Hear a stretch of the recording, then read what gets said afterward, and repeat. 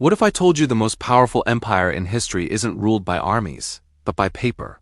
A piece of paper backed by nothing, yet feared by everyone. For decades, the US dollar wasn't just money, it was control. It decided who could trade, who could rise, and who must fall. But now, the world is walking away. The same nations that once worshipped the dollar are quietly building a new system, one that doesn't need America.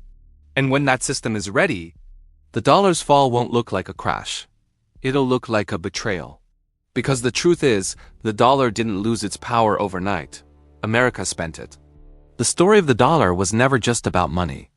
It was about faith, a belief so powerful it became the foundation of the modern world. But faith is fragile, and once it begins to fade, no empire can hold it together. The story of the dollar was never just about money. It was about faith, a belief so powerful it became the foundation of the modern world. But faith is fragile, and once it begins to fade, no empire can hold it together. For nearly a century, the US dollar wasn't just America's currency. It was the bloodstream of global trade, the measure of value, and the weapon of choice in every silent war. Nations built their economies on it. Banks held it like oxygen. And people everywhere, from Tokyo to Lagos, trusted a green piece of paper more than their own governments. But trust, like empire, is not eternal. It erodes quietly until one day the illusion collapses. The death of the dollar didn't begin with an explosion. It began with a whisper. The myth of infinite power after World War II. The US emerged not just victorious, but invincible. While Europe lay in ruins, the United States had gold, factories, and oil. And in 1944, at a quiet conference in Bretton Woods, a new global order was born. Every currency would be pegged to the dollar, and the dollar would be pegged to gold. It was elegant, simple, unstoppable. America controlled 70% of the world's gold reserves, and its military power guaranteed that no one would dare question its promise. The dollar became not just money, but the standard of civilization itself. But power breeds temptation. And by the late 1960s, Washington realized something dangerous. As long as the world trusted the dollar, it could print as much as it wanted. So it did. Wars in Vietnam, massive social programs, debt that grew faster than production. Foreign nations, especially France, began to notice. They demanded gold in exchange for their dollars, as the system allowed. But America didn't have enough. And so, in 1971, President Richard Nixon made a historic decision. He closed the gold window. In one televised address, he ended the last tie between money and reality. The dollar was no longer backed by gold, only by faith. The era of the illusion, that moment changed everything. The dollar became fiat currency backed by nothing but confidence in the US government. And for a while, it worked. Oil was priced in dollars. Trade was conducted in dollars, and soon, every nation needed US debt to function. The system evolved into something darker, the petrodollar empire. America struck secret deals with oil-producing nations like Saudi Arabia. Sell your oil only in dollars, and we'll protect you. That single arrangement forced the entire world to keep using the US currency. If you wanted energy, you needed dollars. And to get dollars, you needed to buy US bonds. The illusion was perfect. Even when America ran deficits, printed trillions, or started wars, the world kept buying, because trust hadn't yet broken. The turning point, but every illusion meets its breaking point. For decades, US power rested on two things: the strength of its economy and the illusion of moral leadership. Today, both are fading. Factories have vanished. Debt has exploded past $34 trillion. And the dollar, once a symbol of stability, now represents manipulation. Countries that once feared the US now fear its sanctions more than its weapons.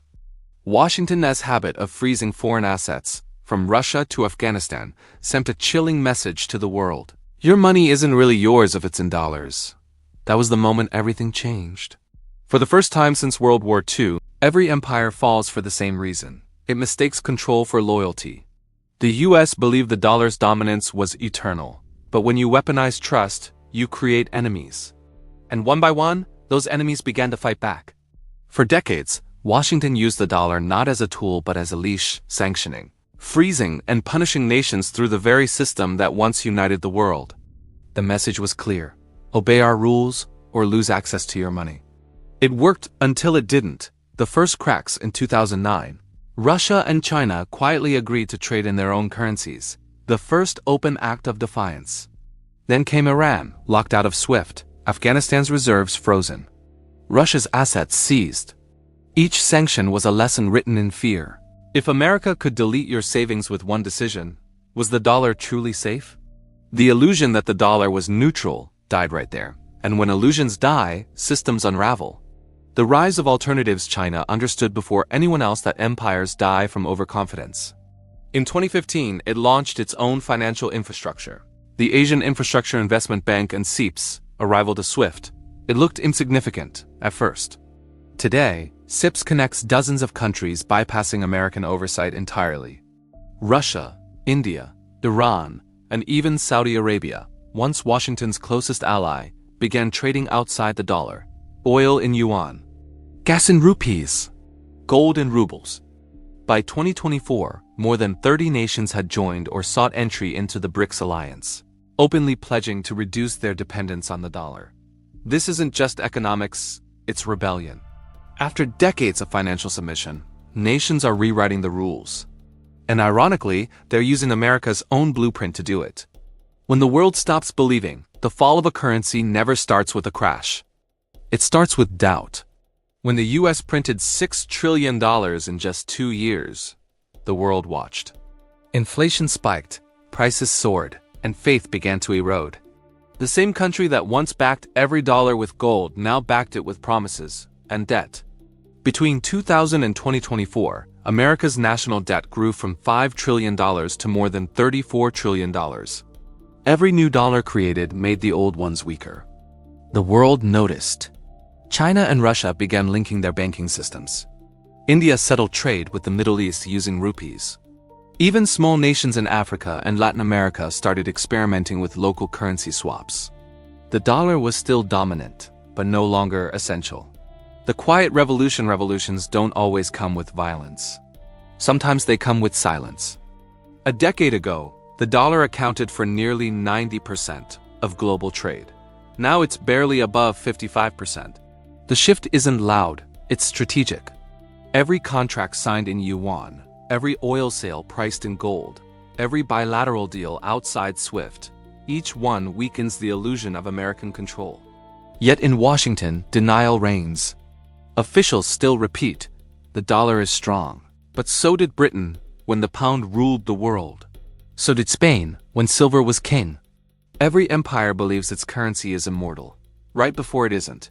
The breaking point, the US, built its power on 3 pillars: military might, technological innovation, and financial dominance. The first 2 remain, but the third is slipping away. Once the world realizes that it no longer needs the dollar to trade or store wealth, the real collapse will begin, not in chaos, but in irrelevance. That's how currencies die, not with riots or headlines, but with disinterest. The world simply moves on, and that's already happening. China's yuan isn't replacing the dollar, the system itself is changing. A decentralized web of trade, currencies, and digital payments is emerging. A new order where no single nation controls value. The end of the leash, the petrodollar era is ending. The US can still print money, but it can't print trust. And trust, not ink, is what keeps currencies alive. When a nation uses its money as a weapon, the world eventually disarms it. That's what's happening now. This is not a collapse, it's a quiet divorce. After decades of control, the world is finally saying, we no longer need your permission to prosper. The dollar's empire isn't dying from attack, it's dying from abandonment. And abandonment is the one enemy no superpower can fight. Every empire thinks it will last forever. Every currency believes it's different, but history doesn't repeat, it rhymes. And the rhyme we're hearing now? Sounds like the end of the dollar. For nearly a century, America ruled the world not with soldiers, but with trust. The dollar was the invisible flag planted in every bank, every port, every trade deal. It wasn't backed by gold, it was backed by belief. But belief, once broken, cannot be printed back into existence. The curtain falls, the collapse of a currency never begins with a bang. It begins with silence, when confidence quietly disappears. You can see it now. Countries diversifying their reserves, central banks hoarding gold, trade deals written without a single U.S. signature. Meanwhile, in Washington, politicians keep promising stability, but the numbers don't lie. The United States owes over $34 trillion. It borrows nearly $100,000 every second. And its debt grows faster than its economy, its population, even its ability to lie about it. The empire of debt has reached its mathematical limit. For decades, America bought loyalty with printed money. Now it must face the bill. The age of denial, the tragedy isn't the fall itself, it's the denial that comes before it. Stocks still rise. The dollar still trades. But it's an illusion of strength, like a candle burning brighter before it dies. Inflation erodes purchasing power. Foreign investors demand higher interest to hold U.S. bonds, and every new dollar printed to fix the problem only feeds the disease. Empires die slowly, then suddenly. And when the world stops needing your currency, your power ends overnight. The psychological collapse money is not metal or paper. It's a story we agree to believe. But when that story fails, panic spreads faster than any virus.